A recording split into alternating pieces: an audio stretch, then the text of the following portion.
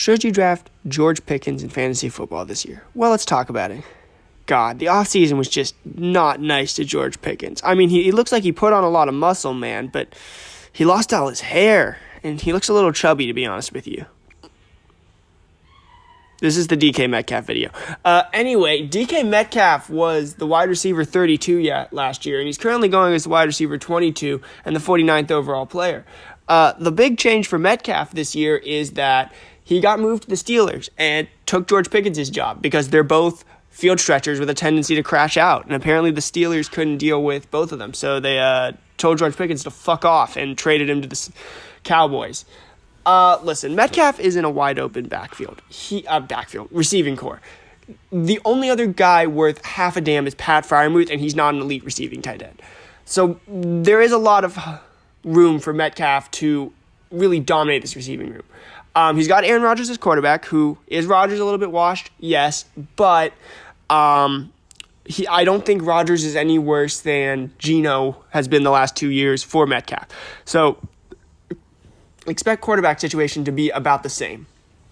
Metcalf's really an interesting guy at the end of the day because he's a guy who he's really never been an elite receiver. He's a 900 to an 1,100 yard receiver. He peaked at touchdowns in his second year in the league and hasn't really gotten back up to those gaudy touchdown numbers in a while. Over his career, besides his second year, where he was wide receiver 10, we're looking at a guy wide receiver 20, wide receiver 24, wide receiver 22, then wide receiver 30, and then wide receiver 32 last year. And he's currently going as the 22, so he's really going at his ceiling.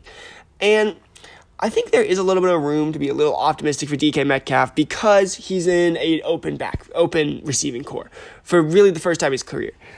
For the first half of his career, he was getting vultured by Tyler Lockett, and then JSN came in, and he got vultured by both Tyler Lockett and JSN.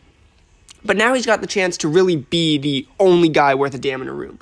But despite that, Metcalf has never really shown to be a guy who is going to, be that explosive number one receiver. I don't think Metcalf is going to become a number one wide receiver in the league. I do think that at most you're looking at a guy who's going to finish maybe wide receiver 15 if you're lucky. And because of that, he's never really shown to have that high ceiling. I think he has a decent floor, but I don't think he's got a ceiling. And because of that, I'm going to give him a grade of B-, just because he's a guy who I'm not targeting. But if he falls a little bit, he could be very interesting. And if I need a wide receiver, I'm not terribly disappointed to get DK Metcalf.